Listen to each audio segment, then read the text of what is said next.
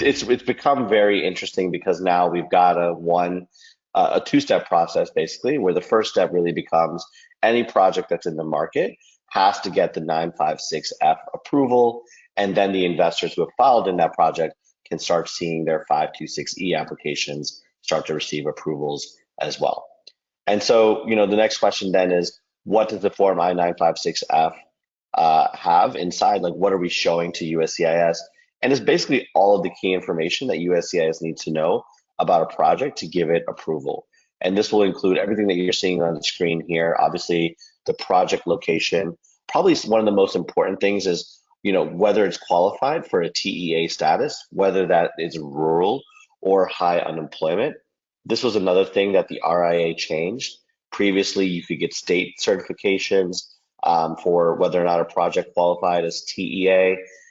The RIA basically said only USCIS has that power. So getting that 956F approval really validates the project's location and ability to raise at the TEA status, whether they're going for the lower investment amount or also if they're going into one of the set asides. Before the RIA, you didn't have to have even a 924 submitted to the government for investors to choose a project. So it's possible that investors were submitting on a project that had never been reviewed by the government, that wasn't standalone as a package. And we think it's a great new feature in that that was an optional package before to submit the 924, not required. It is good that it's required because then we can bundle all of the investors together on that single project. And to us, the most important thing of getting this approval is the confirmation of the rural or urban TEA designation, the job creation methodology. And by doing that, you can actually see how many jobs have already been created. So that'll kind of hand it back over to Ahmed to really run through some of the nuances of what's in this approval and why it's important. Previously, you didn't need to file any kind of exemplar. You could just file investors 526 applications and let that kind of play out.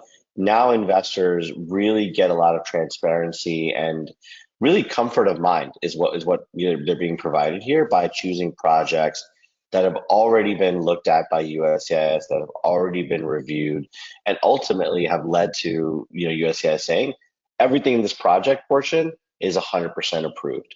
And they have to give deference there, right? Now, all they're going to be looking at is the investors' information, and that includes their source and path of funds, as well as their individual immigration information and things like that. So, for example, immigration history and whatnot. So the 956F, while it's important, it's only one factor. A project that's pre-construction, that is still a year away from breaking ground, could have a 956F approval. Also, one that's 3/4 the way through construction and already created the jobs and fully capitalized, that can also have a 956F approval. This is not a stamp of approval from USCIS saying it's a safe deal or that it's even going to happen. What it's saying is that this project meets all EB-5 requirements and is credible from the perspective of immigration. So although we do think it's a very important stamp to have, you also really need to do your own diligence on the project and understand where it is in the life cycle, what hurdles could still be there. And although it could be approvable from the government perspective, that does not necessarily mean that all the jobs will be created or that it's a safe financial investment. So I always like to highlight that the government isn't doing their diligence on the finance side for investors. They're just making sure it complies with the program. So basically, when this form was first released, it was a new form for USCIS as well. And so when we started submitting projects using the form back in 2022, USCIS was still getting up to speed on how the new law was going to work and training their team on how to review and approve this new form. And so on the far left, you can see some of the initial approvals that we got took over a year. But then as USCIS became more familiar with the form and more familiar with how EB-5AN was preparing the form and including the comprehensive set of documents, including the business plan, the PPM, all the supporting investment documents, then you can see that average processing time has really come down and continues to trend to be faster. And so now we're seeing approvals usually in the kind of 3 to 5 month range. And all of these approvals we've received without any RFEs. And it's just really a good indication that the way that we structure these projects is fully compliant from an immigration perspective. So assuming the project goes well, as we've detailed in the 956F application, then investors can be confident that they're going to get the green card. But as Mike mentioned, the government is not looking to provide financial advice or investment advice as to what is better from a risk perspective for capital. They're just looking at this from an immigration perspective.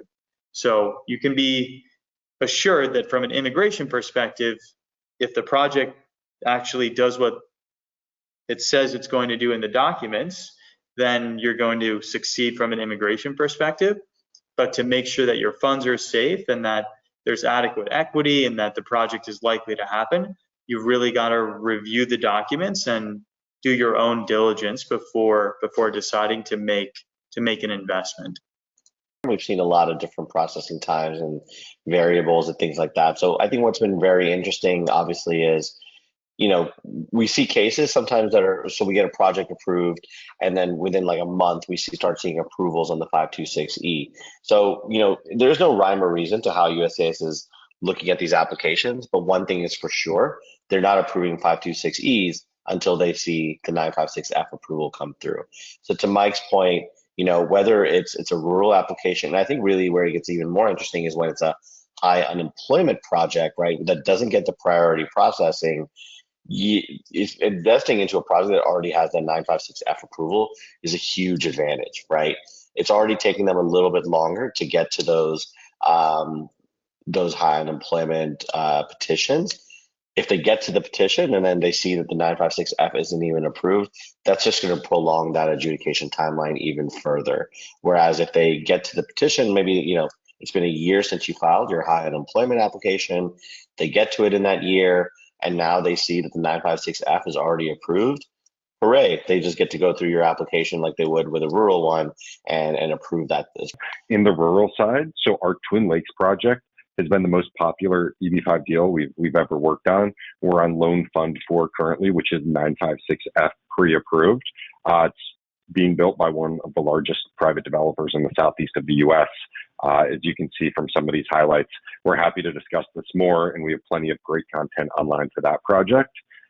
Most recently, we received our Exemplar approval for the Snake River Sporting Club. This is a deal that we released very recently in the last couple of weeks, which is aiming to solve for a couple key factors in rural deals. One of them is a shorter duration for investment return with a targeted 4-year loan plus a 1-year extension option, as well as the project is already very far along, as you can tell from the lower picture, which means that jobs have been created already for nearly every EB-5 investor. We've been working on this deal for quite some time and are excited we're finally able to release it for subscription now that it's in market and it is 956F pre-approved.